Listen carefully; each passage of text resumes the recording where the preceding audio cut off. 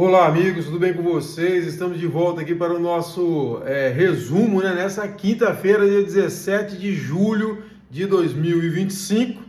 Mais um dia de notícias não boas, né? E dessa vez, vindo do Congresso Nacional, como sempre, repito, o pior Congresso da história, Congresso que é inimigo da população brasileira e que acabou de aprovar o PL da devastação.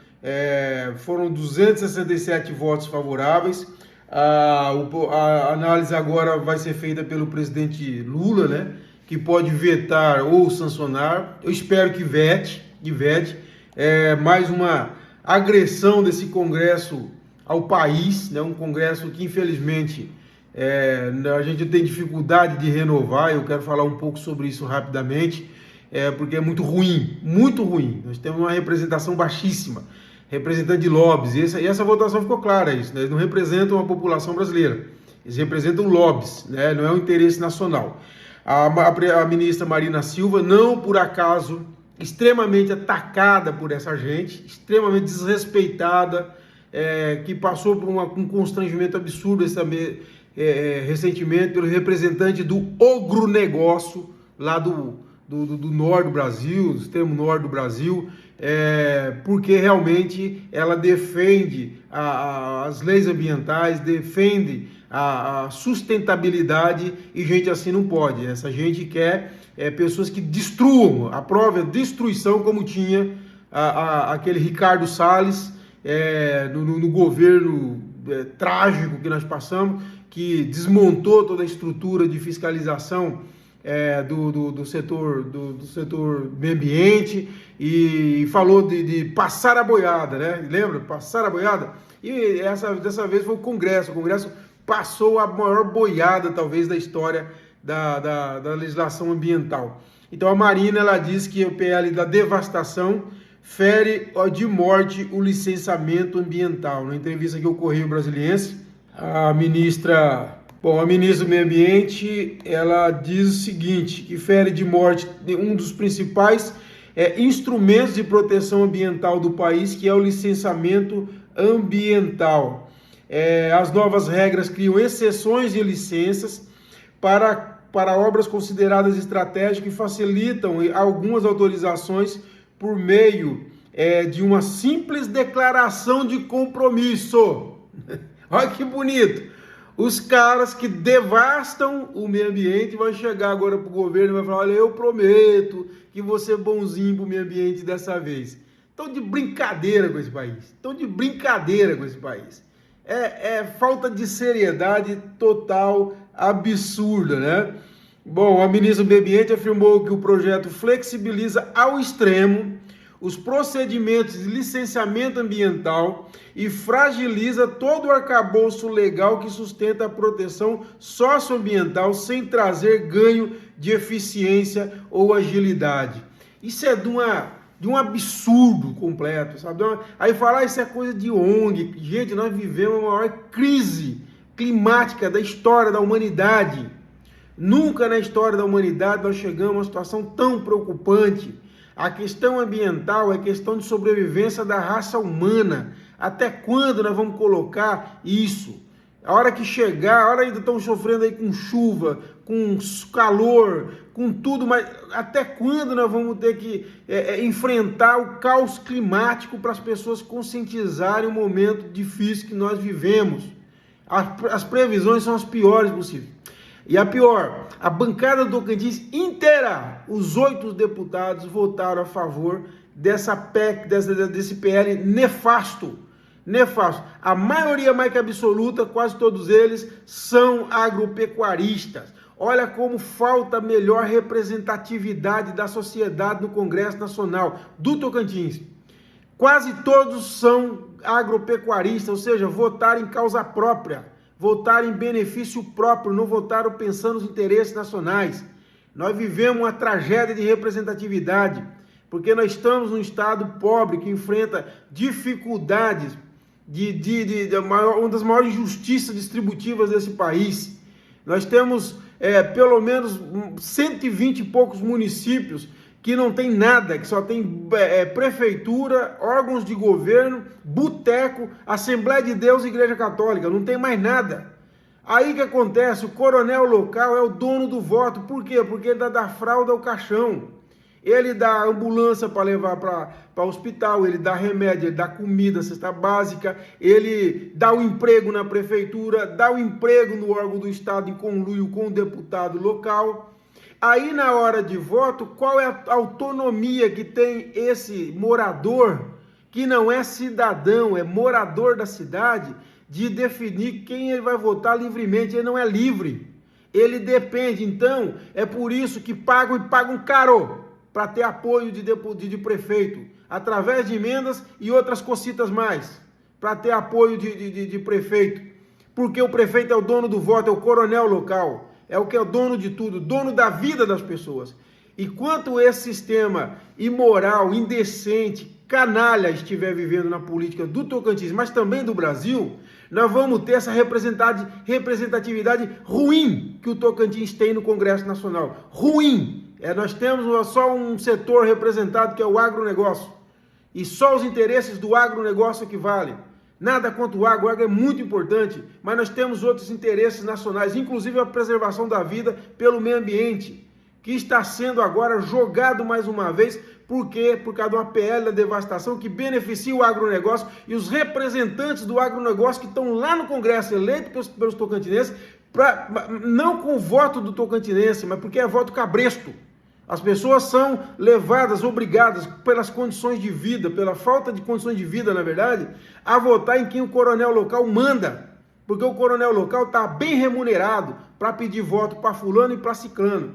E aí nós temos essa representatividade ruim no Congresso, que é o pior Congresso da história do país, que é um Congresso inimigo da população do Tocantins. Mas a população do Tocantins não tem como enxergar isso. Por quê? Porque grande parte dela vive miserabilidade e é obrigada a votar como o coronel local manda. E aí nós temos essa representatividade horrorosa que nós temos no Congresso. É lamentável, é uma coisa triste. Eu sei que muita gente não entende, mas isso tem um custo enorme para a sociedade. É um custo absurdo para a sociedade. E nós vamos pagar isso por muito tempo ainda. Como disse o grande Leonel Brizola, né? A educação não é cara, a cara é ignorância. E esse é um projeto construído, um projeto de tornar um país desigual, ignorante, para garantir que essas pessoas que não têm compromisso, que não têm espírito público, continuem lá para representar os seus interesses e os interesses dos seus patrocinadores na política brasileira. É lamentável, é triste ver o Brasil nessa situação, correto? Bom, pelo menos o presidente Lula vetou outra indecência desse Congresso maldito, esse Congresso que é o pior Congresso da história, que é o inimigo da população. O presidente Lula vetou o aumento do número de deputados de 513 para 531. O deputado federal Vicentinho Júnior, que foi ele, o Eli e o Felipe, se eu não me engano, foram os únicos três que votaram contra. O deputado Vicentinho Júnior parabenizou o presidente pela decisão, e o Vicentinho é oposição ao presidente, mas teve essa decência, né, de realmente reconhecer. Isso é próprio do Vicentinho, com toda a discordância que eu tenho dele. Ele é uma pessoa de postura, que se é raro na política, mas infelizmente, mas também votou a favor do PL da devastação. E, é lógico, é pessoa do agronegócio também. Bom, o Supremo Tribunal Federal validou o decreto do governo sobre o OF. O Ricardo Aires criticou a decisão. Mina a autonomia de poderes e compromete a governabilidade democrática. Não, deputado. O que compromete a governabilidade democrática é vocês aprovarem lei contra a Constituição. É isso, não é interferência em poder, não. É o poder exercendo, que é a tua prerrogativa, que é defender a Constituição. E vocês aprovaram um projeto que é contra a Constituição. E fez muito bem o ministro Alexandre de Moraes. Muito bem, está de parabéns, ministro Alexandre de Moraes. Não é ele, não é o Supremo que ataca a democracia, são vocês, congressistas, o pior congresso da história desse país, inimigo do povo, que age contra a democracia, que age contra a república, que tenta agir contra a independência de poderes. Isso que o Supremo fez é defender a Constituição, coisa que vocês, deputados, não fazem, correto? Basicamente, rapidamente, sobre a crise de Palmas. Devemos ter novidade, estamos aí à expectativa tanto do parecer da Procuradoria-Geral da República, e a decisão do ministro que pode devolver ou não o comando da prefeitura para o prefeito Eduardo Siqueira Campos. Bom, resumindo mais ou menos meu in-off dessa quarta-feira, os exonerados pelo prefeito em exercício Carlos Veloso disseram que só souberam das exonerações pelo diário oficial, que eles não foram receber nenhuma ligação. O pessoal da prefeitura com quem eu conversei me disse que não foi uma questão de arrogância, até porque nas outras exonerações o prefeito em exercício conversou, mesmo que por telefone, com os exonerados, mas reconhece que dessa vez houve uma quebra de protocolo. E aí saiu o Soró, saiu o PC e saiu o André Fagundes lá do planejamento, né? Bom, como eu coloquei no off também, a primeira-dama e secretária da Assistência Social, a Poliana Siqueira Campos, não tem uma conversa não é procurada pelo prefeito em exercício Carlos Veloso desde o dia 30 de junho, quando houve uma reunião do secretariado, e os dois conversaram rapidamente, mesmo no momento do infarto do prefeito Eduardo Siqueira Campos.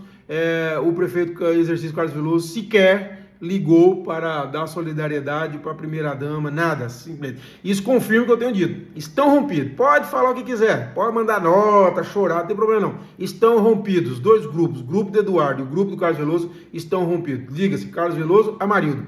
Os dois grupos estão rompidos. Isso aí é fato. Não adianta tentar esconder, jogar uma cortininha de fumaça que não vai funcionar. Bom, e também coloquei aqui no in-off que cresceu muito o que eu tenho chamado aqui, eu sei que não gosta, não tem problema, pode não gostar, mas é o bloco teocrático da Prefeitura de Palmas, né? O bloco teocrático que já tem o vice, né, que é pastor, o Carlos Veloso, que é o prefeito em exercício, a secretária de Educação, Débora Guedes, que não gosta que eu falo que ela é terrivelmente evangélica, mas a expressão não é minha, é do mito deles, que é do Bolsonaro, essa expressão, e algumas ações, inclusive, da Débora já deu o que falar, né? Como a questão, tem uma reclamação lá de oração, enfim, que o pessoal não se sente muito confortável, alguns dizem que se sente meio que intimidados a participar de reunião de oração, né? Que é um negócio, faz a reunião de oração em casa, faz fora do expediente. Expediente não é para reunião de oração, não é para isso que serve. O Estado é laico, o poder público tem que preservar a laicidade. Mas ela teve problema naquela questão de distribuição de Bíblias, autorizou um grupo a distribuir Bíblias, aí depois o prefeito viu e teve o bom senso, o prefeito Eduardo Siqueira Campos, e reviu essa decisão dela, né? E além desses nós temos também do bloco teocrático, a Patrícia Maceno Lino, que é a nova titular da habitação, Priscila Alencar Veríssimo de Souza, que é a procuradora-geral do município, Jandir Cardoso Vasconcelos, da infraestrutura, Juniel Carvalho de Souza, da Fundação Municipal da Juventude, e agora também o próprio irmão do prefeito em exercício, o tal do Fábio Veloso, que é procurador lá em Varjão, em Goiás, e agora está aqui, que agora é secretário de Planejamento, Orçamento e Licitações, né? E todos eles aí fazem parte desse bloco teocrático. Uns já estavam, outros foram transferidos para outros postos, e houve os que ingressaram agora. Isso sem contar, pessoal, o segundo e terceiro escalão, que diz que está enchendo de irmão. É irmão para tudo. Não se fala mais bom dia, se fala bom dia, irmão, já na prefeitura. Virou praticamente uma prática normal lá, tá bom? Pessoal, é isso. Essas foram as principais notícias dessa quinta-feira. Nós voltamos nessa sexta-feira. Um abraço a todos e até a próxima.